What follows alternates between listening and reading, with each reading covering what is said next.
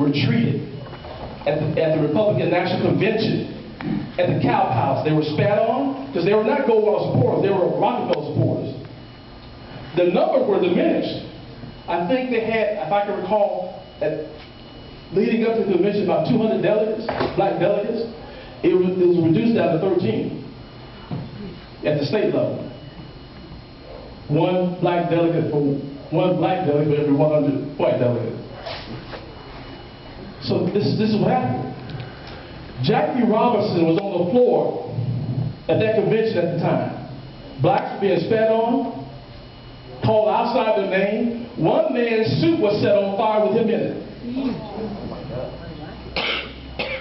This is 600-round elder wants to talk about. So blacks did not become Democrats because of entitlements. Blacks became Democrats because they were sold out by the Democrat Party and Goldwater conservatives. Not all Goldwater conservatives, some Goldwater conservatives disagree with Goldwater. His press secretary disagreed with him. Jackie Robinson was on the floor at the convention.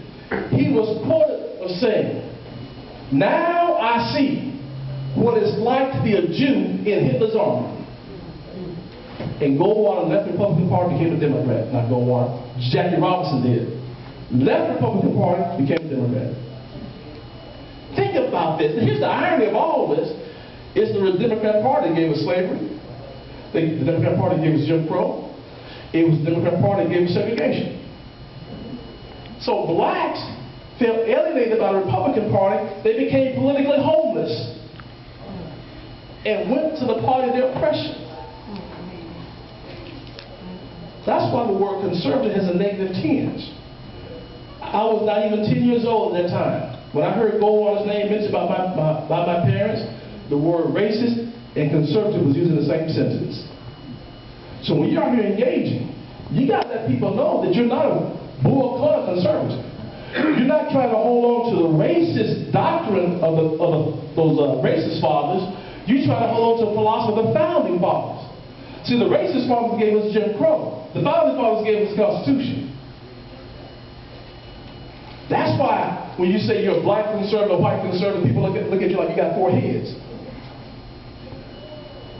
How do you turn that around? Wrote a book, many of you have you bought the book, thank you for your support. The book is entitled Frederick Douglass Republican, The Movement to Reignite America's Passion for Liberty. This is an action handbook for conservatives. It's not a dissertation on the political views of Douglass. It's an action handbook for us. Give us information on things we need to know so we can engage. For example, those 4 life empowering daddies that I referred to you, I give you 5 quotes. What did Douglass say about the Constitution? What did Douglass say about life? What did Douglass say about limited government? And what did Frederick Douglass say about personal responsibility? Okay? Now, so when you read this book, you're going to know how to engage. You're going to know what to say and how to say it and what not to say. But I found out when people were reading the book, they still were not engaged because they didn't have, even though they had the confidence, they had not honed their skills when it comes to engaging.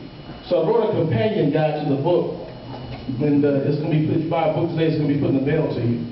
I wrote a companion guide to the book. It's called The Most Asked Challenges. Here's what's behind this book, this companion guide. When you study the ministry of Christ, you recall sometimes how the scribes and Pharisees would try to trap him, hoping that the Christ would say something damaging so they could discredit him. Well, that's what liberals do to us conservatives. They try to trap us, hoping that we say something damaging so they can call us a racist, so they can call us a sellout. So then when you try to engage down the line, you've already been discredited, so your message falls on deaf ears. I just read a Gallup poll survey, came out, been out about 13 days now. It said that most Americans, 38% of Americans identify themselves as conservatives. 28% of them identify themselves as liberals. So this is a center-right nation. Most folks are conservative at heart. The problem we have is not with the message. The problem we have as conservatives is the method that we're using to deliver the message. It's not working. It's falling on deaf ears. So the Pharisees and the scribes always try to trap the Christ hoping that he would say something damaging so they could discredit him. They could never do it, but they sure enough tried. Now, here's something the scribes and Pharisees did not realize. They didn't realize that, number one, Christ was a subject matter expert. They didn't realize that. And he had the gift of taking their challenges, and he could turn that challenge around. He could make it a teachable moment and inspire many of them to join the this movement. That's what we must do. We got to take the challenges that you're going to get when you're out here engaging. And you got to be able to take that challenge, you got to turn it around, you got to be able to teach them a moment. So this companion guide, I identified the 12 most asked challenges that we face as conservatives. How you take that challenge, you turn it around, you make it a teachable moment, and this is a center-right nation. Most folks want to join the rank of the movement, because most folks are conservative at heart. Here's an example. You're out here engaging, or you want to engage. And you talk to somebody, man, I look like you, but you want to engage. And they ask you, well, sir, ma'am, are you a conservative? And before you met me, what would you have said? Yeah. Yes, and you just lost. That's right. You just lost. The word conservative, the word Republican, the word Tea Party, and also the word Constitution, because we're losing the propaganda battle, they all mean what? Racist. If you call yourself a black conservative, a Christian conservative, a Reagan conservative, a Tea Party conservative, you might as well drop that last word conservative and call yourself a black racist, Tea Party racist, Christian racist, a Reagan racist. Here's how you turn it around. K. Carl, are you a conservative? I'm a Frederick Douglass Republican. And I believe in the four occupying values of Frederick Douglass. Respect for the U.S. Constitution, respect for life. I believe in limited government, and I believe in personal responsibility. And sometimes Christ would ask them a question to that question. And you got to do the same thing. You say, do you share these values of Douglass? Most folks are going to say yes. And you say, guess what? You say, guess what? That makes you a conservative. Better still, that makes you a Frederick Douglass Republican. And that's the hook. You got to understand now what I've learned. When you can show someone in a non-confrontational and a non-condescending way that how they have been betrayed and lied to, that's when they change how they vote. What most conservatives do, you get upset when some people can't get it. And it becomes a confrontation. You never have a conference, you got a confrontation. And so you say conservative, your message is already on deaf ears. Before you, I don't care what facts you bring up later on, your message is already on deaf ears. The wall is up. Because I heard the word conservative. Now I'm talking about how I used to react. Why would I ever want to listen to a conservative that's a racist? In my mind now. Why would I ever want to listen to one? Why would I ever want to listen to a racist? See what I'm saying? Same thing with the word Republican. The Democrat Party has co-opted the history of the Republican Party. Your homework assignment for the night is this. Go to your website, type in DNC in Google, the Democrat National Committee, and the first thing that's going to come up is the Democrat National Committee website. On the home page, there is an About link. When you click that About link, there's a sublink that says History, or they say Our History. When you go, some of y'all have your smartphones here, you probably can look it up as I'm talking to you. When you go to that history page on the Democrat Party's website, this is the first sentence that you will find. For more than 200 years, we have led the fight for civil rights. I'm not paraphrasing. I'm not paraphrasing. I'm giving it to you verbatim. Comma, women's rights. Comma, workers' rights. I said, workers' rights? I said, hell, slave workers? You didn't support them? Here's what I've learned, and I stand by this. There's no perfect political party. None. Racism has no political place. It does not. But the leadership of the Democrat Party, they are liars, they deceive, they distort, they accuse, and they rewrite history. They rewrite history. That's on their website.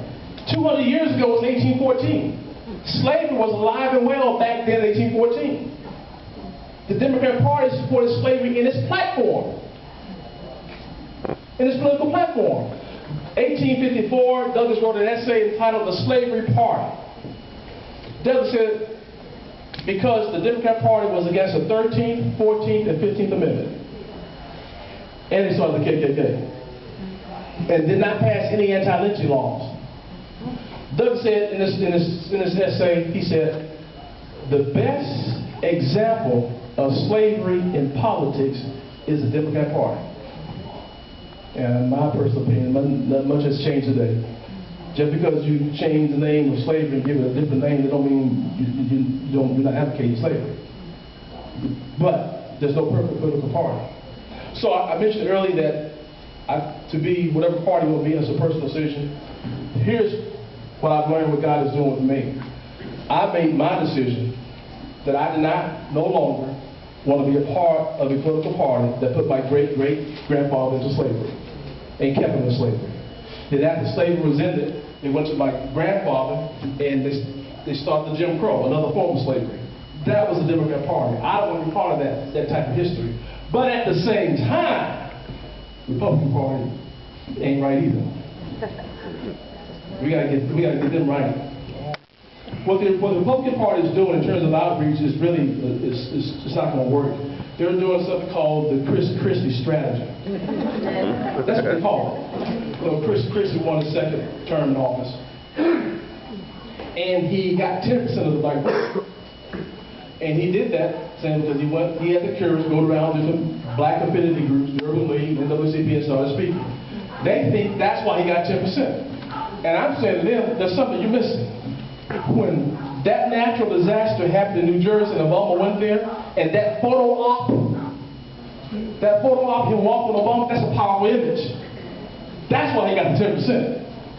And then what they're saying is, we're going to create this database, honestly. We're going to create this database, and we're going to start going to these different ethnic meetings and conventions and be visible. Well, what you going to say? You got to engage. What you going to say? And what they don't know, and I'll tell you this, they hired several people across the country to do outreach for the RNC. They're calling me on the down low, asking me for help. Because why? They get pushback. And the problem with the RNC is this. The RNC is trying to invite themselves into the black community. Why you want to invite? No, you wait to get invited. How would it be, man, can I come to your house and talk to your kids? And I don't want to share some of my propaganda with them. You don't invite yourself. They want to get into the black churches.